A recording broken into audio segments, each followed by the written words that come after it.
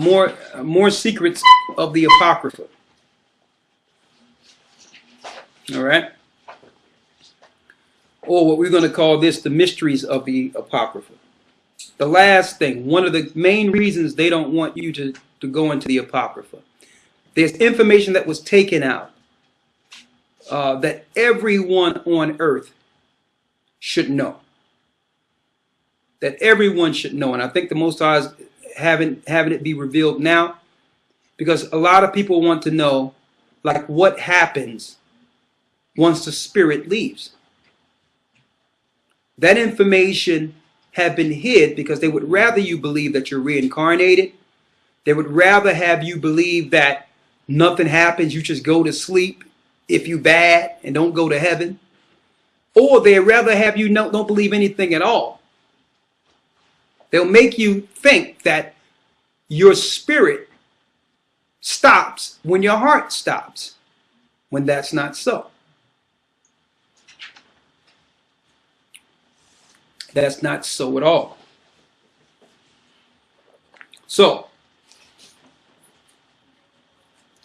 what we're going to use, we're going to try to do this within the next few minutes, is not only the Apocrypha.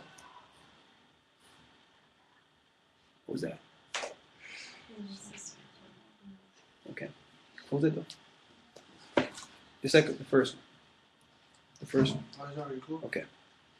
We're going to also use the Cambridge annotated Apocrypha. Even though these books are one and the same, they're one and the same.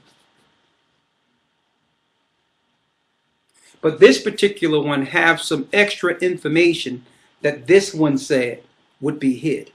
And we're going to read it. But before we read it, let's show you that some scriptures were hid from the populace purposely until the end time, similar to how Daniel's records were sealed until a certain time. Let's read it. 2nd Ezra chapter 14 verse 1. Go ahead. And it came to pass on the third day, I sat under an oak, and behold, there came a voice out of a bush over against me, and said, Esdras, Esdras. And I said, Here am I, Lord. And I stood up upon my feet. Then said he unto me, In the bush I did manifestly reveal myself unto Moses. Go ahead. And talk with him when my people served in Egypt. And I sent him and led my people out of Egypt, and brought him up to the Mount of Sinai, where I held him by me a long season, and told him many wondrous things, and showed him the secrets of the times. The secrets of the times were showed to Esdras. Read. And the end, and commanded him, saying, These words shalt thou declare, and these shalt thou hide. These words shalt thou declare, and these words shalt thou hide. So he gave Esdras some information to declare to the children of Israel, and he gave Esdras some information to hide from the population. Now, what we are about to give you was founded and was originally published through Oxford University. But Cambridge also paid a certain amount to have it published in their book. It was some of the scriptures that were hid by Esdras that actually express what happens after the spirit leaves the body. Now, if you know this information and you understand this beyond any shadow of a doubt, your whole perception of life changes. And any belief that leads you to think that you'll be okay, without certain actions on this earth, all that goes out the window. And it actually shows you in proper detail in which anyone can understand what happens.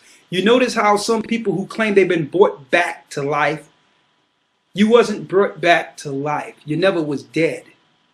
Okay? There is a such thing as your heart stopping for a time and you still living. And see, the whole thing is they give you that through what they call physical education, to make you think if your physical anatomy parts that you're really dead. And that's not the case at all. Because the spirit is life. And it depends on if the Most High calls the spirit away altogether for judgment. So there is a such thing as the body staying still, and none of the extremities working. And you can be clinically ruled as dead on this earth, but still you're not dead until the Most High calls your spirit. And that's the only explanation for people like the child that died a few years ago and woke up at the funeral, because they didn't do no thing. They didn't take anything out. They just laid the child there, and the child got up and woke up. They had it in the morgue for a few days, and then they had a lady that woke up and walked out of the morgue. So it's deeper than what you're saying. And also, this also gives serious clarification on when people say, well, when I was out, or when I died, or when they clinically was dead, according to this world, they seen this particular light.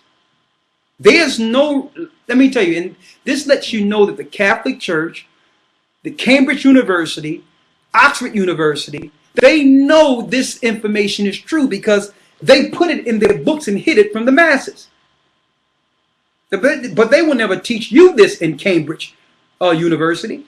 They will never teach you this in Cambridge or Oxford. But they know because the records, they paid for the records to be published. But they'll never tell you. That means the everyday Bible-believing church goer will never run into this information, even though the Catholic Church knows and your university knows exactly what happens to the spirit. Satan don't want you to ever figure out what happens after death, because if you realize what happens, you will revolt from his world. You will bolt away from any ideology outside of the truth of the Most High. Because they haven't taught you what happens after death, there's no fear of God in this world. There's nothing to fear, because they'd rather you not know what's going to happen. Therefore, there's nothing to fear. But it tells you in the wisdom scriptures that the fear of the Most High is the beginning of wisdom. And it's a fearful thing to fall into the hands of the living God. He's all good and all those gracious and merciful things that's taught in the churches. But he's the reverse of that for those that scorn his law. See, you have to know that side too. So let's go into it. Give me the Apocrypha. Before you go there, let's show them where it says the 70 scriptures would be missing. This is 2 Ezra 14 and 42. 2 Ezra 14 and 42. Read it. The highest gave understanding unto the 5 men, and they wrote the wonderful visions of the night that were told, which they knew not, and sat 40 days, and they wrote in the day, and at night they ate bread. As for me, I spake in the day, and I held not my tongue by night. In 40 days, in 40 days they wrote 204 books. They wrote 204 books down. These are scrolls. Read. Verse 45. And it came to pass when the 40 days were fulfilled, that the highest spake, saying, that thou hast written, published openly. He says, publish openly. Go ahead. That the worthy and unworthy may read it. Go ahead. But the 70 last. But the 70 last. That thou mayest deliver them only to such as be wise among the people. So 70 of the scrolls, or the understanding of these scriptures, which we know are precepts, were left for who? For the wise among the people. It was only left so that the wise could see these 70. Read. For in them is the spring of understanding. In them is the spring of understanding. The fountain of wisdom and the stream of knowledge. And I did so. And I did so. So Esdras held 70, which we found out are precepts that were hidden. All right. Now, come to find out that the 70 verses that were actually hidden is in 2 Esdras, the 7th chapter, between the 35th and the 36th verse of your regular Apocrypha. There's 70 verses missing. And that leads us to the 70 that was added in your Cambridge annotated Apocrypha. We're going to read them. You got it? Put that up for me here. Let's get 2nd Ezra 7. And let's start from where it begins here.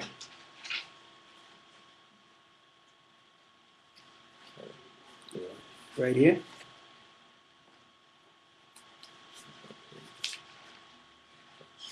You got it? Mm-hmm. Let's read it. This is 2nd Ezra 7 and 35 in the Cambridge Apocrypha. Go ahead. Recompense shall follow, and the reward shall be manifested. Righteous deeds shall awake, and the unrighteous deeds shall not sleep. The pit of torment shall appear, and opposite shall be the place of rest. And the furnace of hell shall be disclosed, and the opposite to it, the paradise of the light. Then the paradise of the what?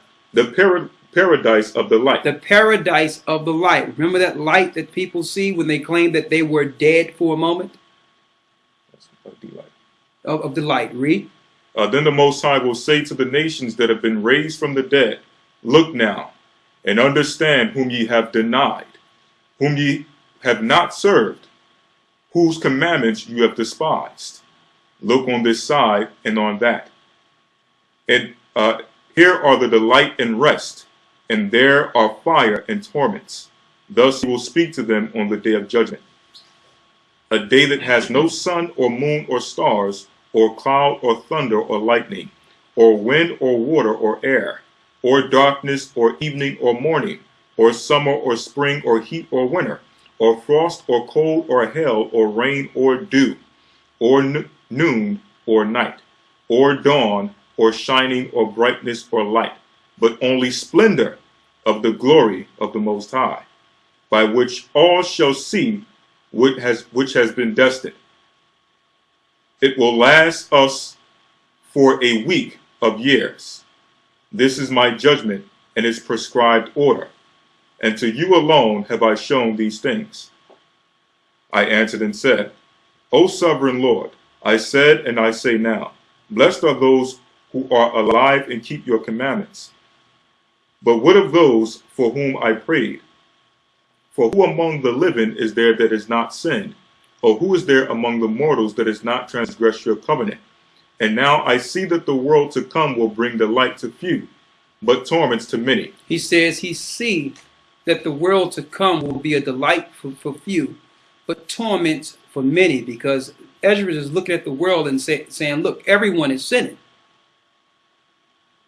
Like sinning have become lawful. So Ezra is looking at the world and say, well, who's going to make it into this new kingdom? Read. For an evil heart has grown up in us, which has alienated us from the Most High. He says, because there's an evil heart that have grown in us, and in us all, that have alienated us or separated us from the Creator. Now, let me tell you, even the vilest sinner in this earth know that the Most High is real. Okay, but some people feel that they've done so wrong that what's the case now? They might as well just continue in their evil and just take whatever's coming, because they don't realize that regardless of what they've done, there's still an opportunity through Christ. That's the point, that the Most High can wash all that away and make you new again. That you don't have to worry about and deal with the guilt that's on your conscience based on your past sins. And see, Satan would like you to actually just focus on where you're wrong at. And that's why when you bring the Bible to people, some people say, well, I'm just not ready. They think they're not good enough. But that's not the point. You are good enough. We all as a people, we were deceived. We were shaped in iniquity from birth, and we was taught that sin is good. And then when you look at the video games, you look at the movies, when you look at all these things, the entertainment is sin. People just run around murdering and killing people, and you sitting there cheering, and you don't know how many of these people, if you look at it from a real life perspective, when they shoot a guy, you don't even deal with whether or not they had family, whether they had children. You